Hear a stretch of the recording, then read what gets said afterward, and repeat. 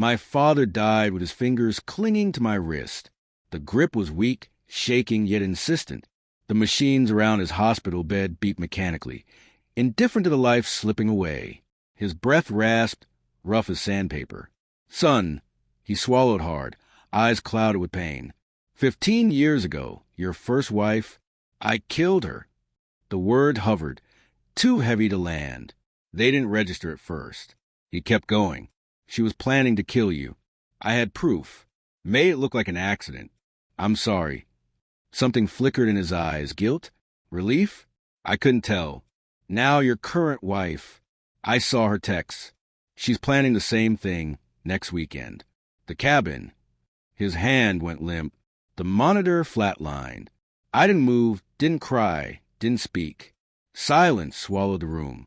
When I finally stood, I looked down at him. My father, the man I had admired for his discipline and restraint. I realized then he hadn't confessed for forgiveness. He had confessed to pass the burden. Now it was mine. I drove home in the rain. The sound against the windshield was static, loud, but never loud enough to drown my thoughts. Emma, my wife, slept peacefully when I arrived, breathing steady, innocent. I stood by the doorway, studying her, searching for any flicker that might betray her intentions. 15 years ago, my first wife's car plunged off a bridge. I remember the screams, the flash of headlights in the water. I had believed it was fate. Now I questioned whose hands had truly been on the wheel. I sat in the dark, scrolling through Emma's phone records. A number she texted often, AM, no name saved. Messages at strange hours, frequent and secretive. I checked logs, deleted images, hidden threads, encrypted apps. The signs were there. Yet part of me resisted. Perhaps my father was wrong. Perhaps the morphine had blurred his mind. But the soldier in me, trained to notice patterns others overlook, saw everything aligning perfectly. The same insurance updates, the same date, the same cabin we had once called our sanctuary. That night, I lay beside her, listening to her heartbeat, counting seconds, counting lies.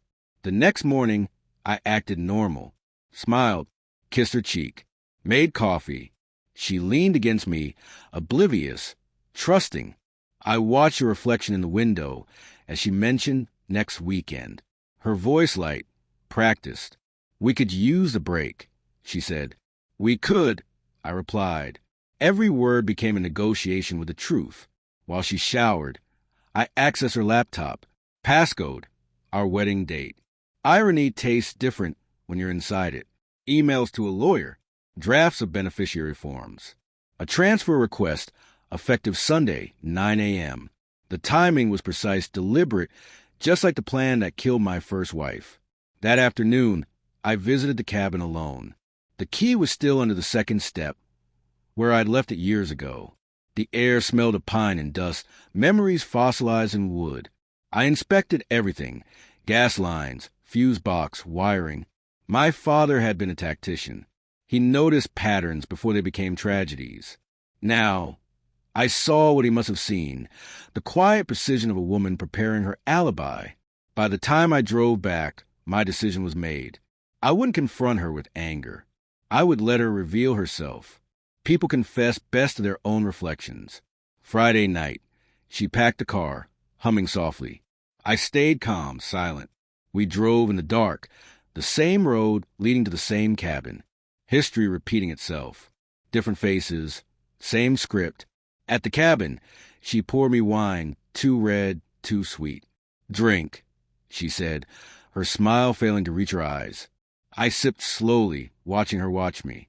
Then I said, "You used the wrong dosage." Her smile froze.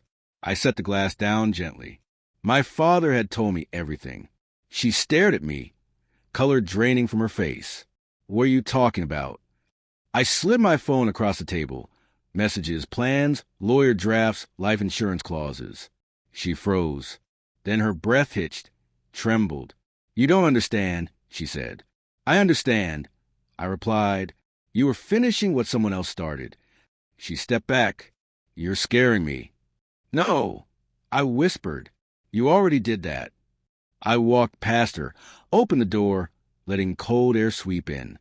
Silence stretched between us like wire. I didn't call the police. I said, I didn't poison your drink. Didn't touch a thing. Everything here is bugged. Audio, video. I sent it all to my attorney an hour ago. The realization hit her like a physical blow. She collapsed into the chair, trembling. I looked at her, the woman I once trusted with everything, and saw only a predator who had misjudged her prey. Go ahead, I said softly. Explain yourself. Maybe someone will believe you. Then I left. The drive home was quiet. The road curved beneath a moonless sky. I thought of my father, his guilt, his choices, his desperate confession. Maybe he hadn't been saving me. Maybe he had only been trying to make peace with himself before the darkness took him. I understood that now. Truth doesn't save anyone. It only reveals who you already are. When I reached home, the sun was rising. I poured a glass of water and sat in silence.